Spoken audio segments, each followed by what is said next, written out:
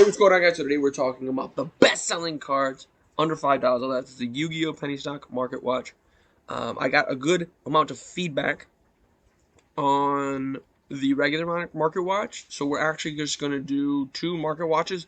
One is going to be the typical Yu-Gi-Oh! Penny Stock Market Watch. The name of to be determined. There's got to be a way to shorten the name down. I just haven't figured it out yet. And then we're going to do regular market watch. We're going to do it in the same format.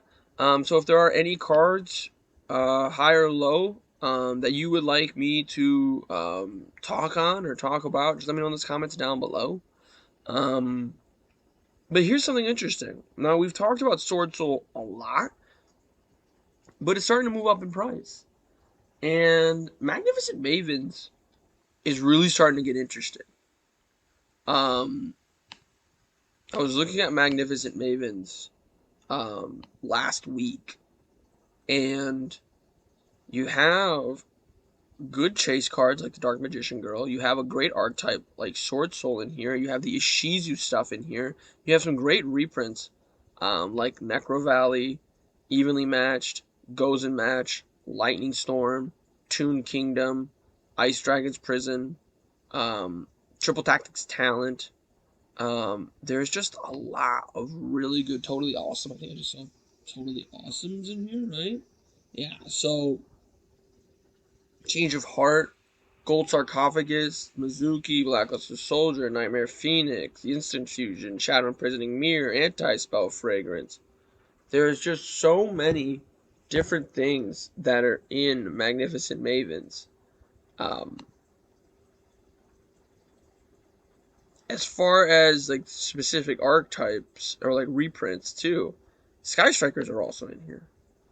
So this set, if you're really into like, and we talked about this with another set, and I assume that set is featured on here because it has been basically since I started doing the Penny Stock Market Watch, which is Dual Devastator. I could see Magnificent Mavens being very similar. It's a little different because Dual Devastator was a box that gave you a specific set of things, like specific set of cards, and Magnificent Mavens was just a bunch of packs, right? So that may make the value start to trickle down. But those are the first really good sets of reprints for Sword Soul and Sky Striker. Like, Sky Striker was a very, very expensive deck, and now I think it's just one berry. And Sword Soul was a relatively expensive deck. Now it's budget, which for the quality of the deck that it is, that's pretty solid, even though Baron to 4 is still really expensive. What do we have here? Is this new? Is that a new card on page 1? I've read this card before, but I'm going to reread it because it's been a long time. If this card is special summon from your extra deck, you can send a Spring Ends. During your opponent's main event, you can banish this card. Then if you banish this card with 2 or more materials, you can also fusion summon a monster that lists Fallen of Albas. And it's a generic monster. What's the Spring Ends target they send? What happened? What happened? You know what happened? No, I don't know what happened. It's interesting. There has to be like a video on this, right? These are always tricky.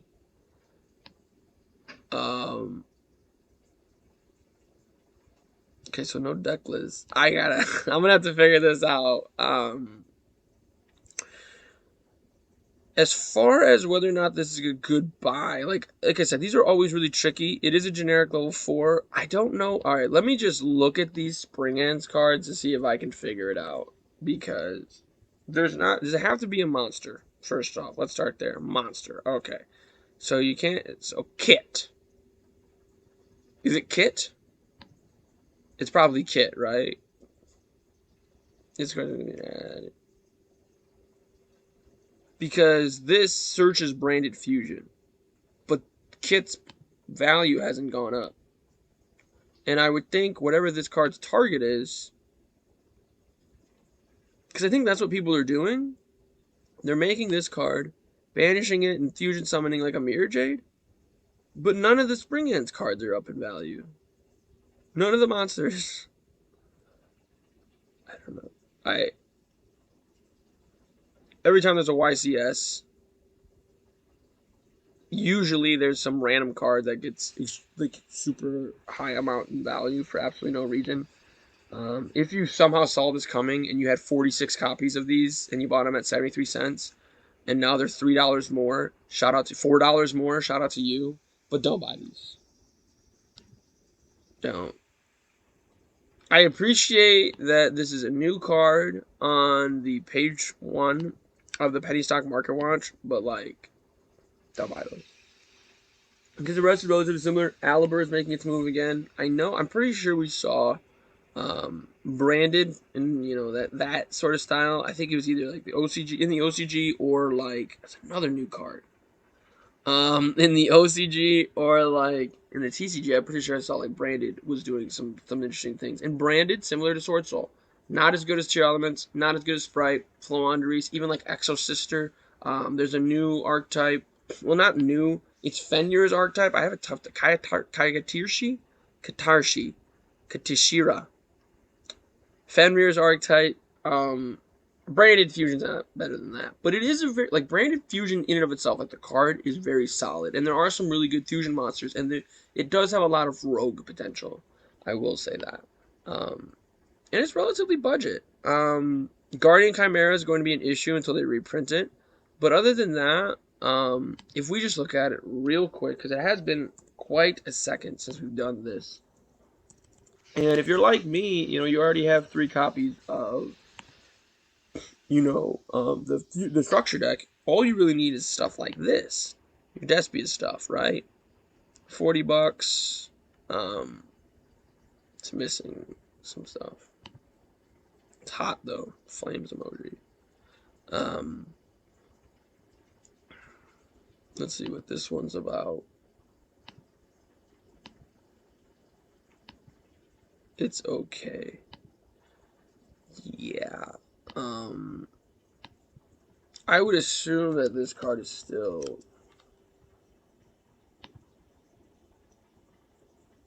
Yeah. So, like... I don't know if it's a good deck to invest. Because I view Branded right now as good as Sword Soul.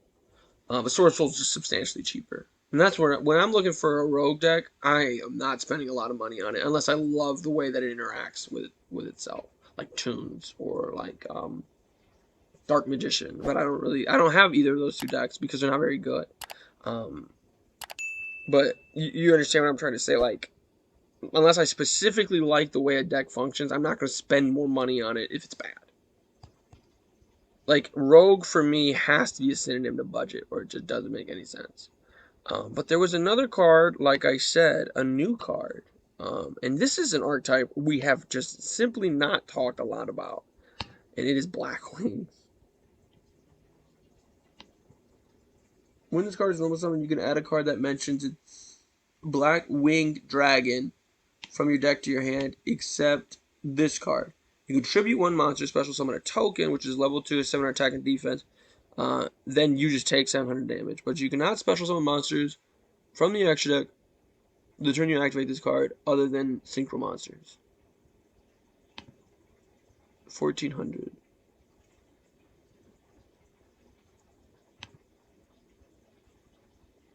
Hmm. Hmm. Hmm. Black Wings are tricky. There is a very specific reason, actually, why I've never talked about this archetype. Look at this. Look at this. Look at this. Look at this. Look at this. There are 8 pages of Blackwing cards. And I know there's duplicates and reprints, but like 3, 6, 9, 12, 15, 18, 21, 24, right? 8 times 24, for the kids in the back who are good at math, write it down in the comments. 192. There are 192 different Blackwing cards in circulation. Now, like I said, this one, is Assault Blackwing, Soya, the Rainstorm. And this is Assault Blackwing, Soya, the Rainstorm. This is from the Megatons. This is from the Dark Illusion, right? But if we just go to the Yu-Gi-Oh database, right? And this is important because this is a very popular archetype. Because as you can see here, I'll just go here. There is an article, if you noticed, it caught my eye at least, about anime decks. Because Crow Hogan does play Blackwings, and anime decks typically are more popular than just non-anime decks. It's just a simple fact of the matter, right? There are 61 different cards that say Blackwing in the title, right? That's in the title, right? If we go by card text, right?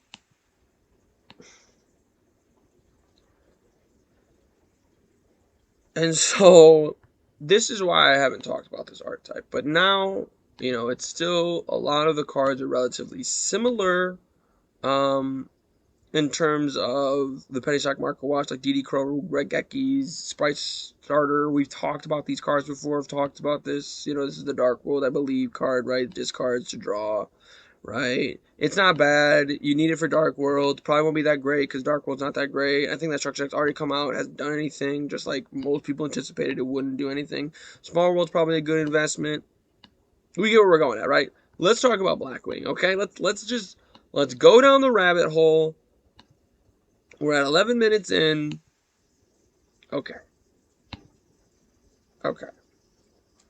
So, a big thing when it comes to investing in Blackwings is that there are some cards in this archetype that you have to run. But me personally, I don't know what they are. So when we go to the highest, most expensive Blackwing card, this one is a really good card. Now, what's interesting too about Blackwing is that there's a current iteration of Blackwings now. I don't even know what that looks like. You guys can let me know if you have any good Blackwing deck lists. I would assume it's Tri-Brigade Blackwing. I think I actually have seen Tri-Brigade Blackwing running around somewhere. I don't know, right? But there's a very popular format too that's synchro-based that Blackwings were really probably their best at it, right? Now, if we go to eBay, and I mentioned this a lot, whenever I buy deck cores, I always get them from eBay. I know eBay has a bad reputation, but if I'm being real with you, I don't think TCG Player has the greatest reputation. What is this? Pencils? These look like some really cool looking pencils. Wow, look at these pencils. I wouldn't normally spend $26 on some pencils, but these are really nice. Always got to make sure it comes up at like Fire King is like that too. If you search Fire King, you get a bunch of dish set, so you got to add Yu-Gi-Oh to it. Let's take a look to see. I mean, it seems budget, but that's the issue, right? That's the danger about Blackwings. Is that there are so many cards you could run with it. Like this is, I mean, 2 Black Whirlwind, Dad is in here. Is this card still at 1? I don't think the card next to Dad, Gale, right? That's Gale. Is that card still at 1? Like I know this row. This row is pretty staple, right? Black Whirlwind you usually run 3 of, but I think because it's searchable, there's a monster that like normal summons itself by discarding, and it searches Black Whirlwind, right? Am I making sense? My experience with Blackwing has been randomly, sparingly here or there, and then also it has been on Duel Links, right? This is the card I was talking about, Simoon. If you control those monsters and this card is in your hand, you can banish one of the Blackwing monsters and place a Black Whirlwind. So that's why a lot of people have been just playing 2. But it does stack on itself, right? And this is the card that brought us here, right? I don't know what this card searches. This card special summons itself out. Double Black Whirlwind, triple DD Crow, double Ghost Bell, 2D barriers. Common, those aren't that great. Zephyros is a cool card. Droll Lockbird just got reprinted, so it's down in value, but it's coming back. It's always going to be okay. It's great against some decks, terrible against others. A lot of hand traps in this. Like this card. When a spell or trap is activated, remove a black feather counter from the field. Negate the activation if you do destroy that card. If you control Black Winged Dragon, you can set this card from your graveyard but banish it when it leaves the field. That sounds like a good card if that's how you build Black Wings. Do you build Black Wings based off of black feather counters? I don't know. Right? I don't know. This has to still be at 1. I don't know. And this is what I really like about Black Wings. Is that, yeah, Black Wings have a lot of really good synchro monsters. But that means they also have access to other good synchro monsters. And there's actually no other synchro monsters here. I don't think they have a link monster yet either. But something that's interesting about Black Wing. If you get the core, you're always going to be changing the deck. You're always going to, like you could tell, like I've built Black Wings before. I've played Black Wings before. Like I know what the archetype can do. I just don't know what it looks like now because the archetype continues to get support. So if we look at it, that was $100. Doesn't seem terrible to me. I know Black Wings aren't very, very good. And we just saw, like I said, Edison format. That's what's interesting about Black Wings is that Edison format is slowly becoming the second most popular legacy format behind GOAT format. And more people are playing it at locals. And that's where Blackwing really comes into play, is where you can kind of mess around with Blackwings a little bit in 2022, 2023, Yu-Gi-Oh! But you can also mess around with Blackwings for Edison format. Now, this is a good Edison format deck. It's a really good, actually, Edison format deck. For only $115. And you get good Blackwing cards.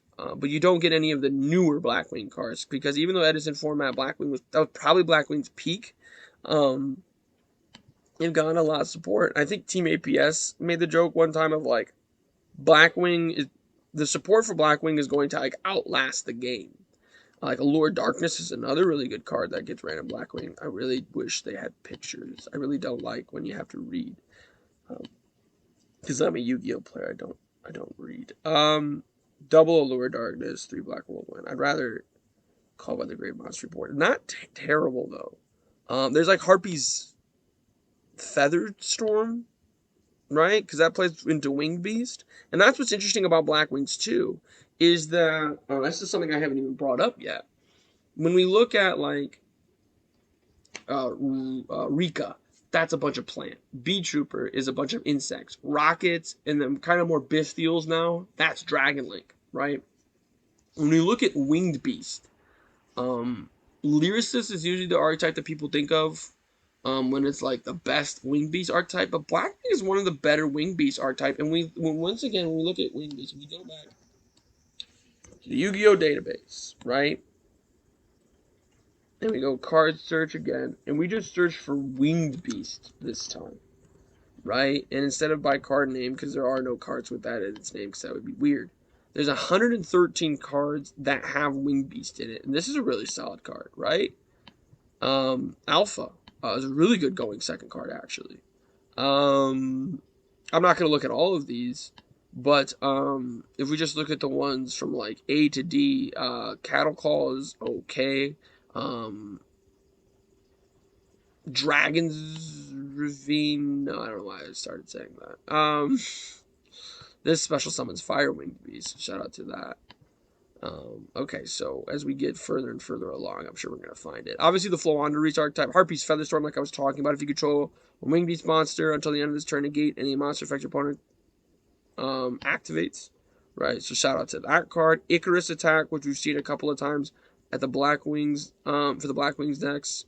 Mountain, it's a good field spell. All Winged Beast, Dragon, and there's another one. Thunder, gain 200 attack and defense.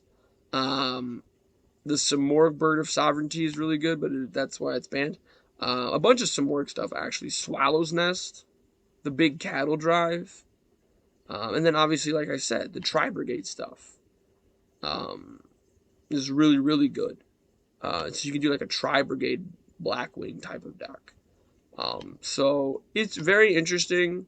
Um, I know it feels it feels like I've been rambling for the last 10 minutes about Blackwings, but I haven't said anything relevant or good. As far as whether or not it's a good, I personally think it is a good investment because it's just fun.